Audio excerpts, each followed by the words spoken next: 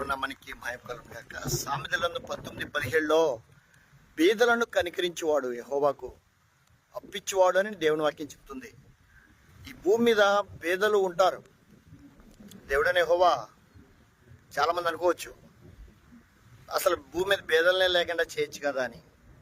కానీనంట దేవుడు మన మధ్య బీదల నుంచే దేనికంటే ధనవంతులైన వారు వారికి సహాయం చేస్తారో లేదో అని దేవుడు చూస్తాడంట.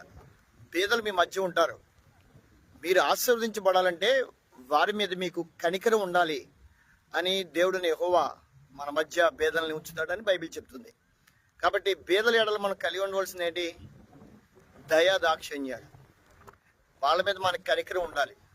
అలా వాళ్ళ మీద మనకు కనికరం ఉన్నప్పుడే దేవుడు మన యందు కనికరపడి మనకి సహాయం చేస్తాడు. చాలా మంది అనుకోవచ్చు, దేవుడు నాకు ఏం చేస్తాడు, నాకు అన్నీ ఉన్నాయి కదా, దేవుడు వల్ల నాకు పని లేదు, దేవుడు అవసరం లేదు, అసలు దేవుడే లేడు, అసలు దేవుడు కూడా నాకు వద్దు, దేవుడు కూడా నా దగ్గర ఎత్తవద్దు అనే వాళ్ళు కూడా భూమి మీద ఉన్నారు. బైబిల్ చెప్తుంది దేవుడు లేడని బుద్ధిహీనుడు తమ హృదయంలో అనుకుంటారని. వారందరూ కూడా చెడిపోయిన వారని చెప్తుంది. కాబట్టి దేవుడు ఉన్నాడు. ఆయన మనల్ని కనికరించాలంటే ఖచ్చితంగా మనం ఆయన చెప్పినట్లుగా బేదల్ని కనికరించాలి, వారి కోసం ప్రార్థన చేయాలి, వారికి చేతనైతే సహాయం చేయాలి, దేవుడి ప్రేమను మనం చూపించాలి. ఈ అంచె దినాల్లో అపాయకరమైన కాలంలో మనం దేవునికి ఇష్టలుగా బ్రతకడానికి ఆయనకి ఇష్టమైన పనులు చేద్దాం. ఆయన చెప్తున్నాడు కదా, బేదలను కనికరించేవాడు యెహోవాకు అప్పిచ్చేవాడని. దేవునికి అప్పించే పనులు చేద్దాం.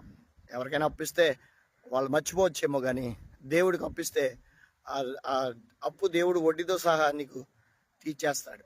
దేవుడి మాటల ద్వారా మనల్ని దీవించును గాక. Amen, amen, amen.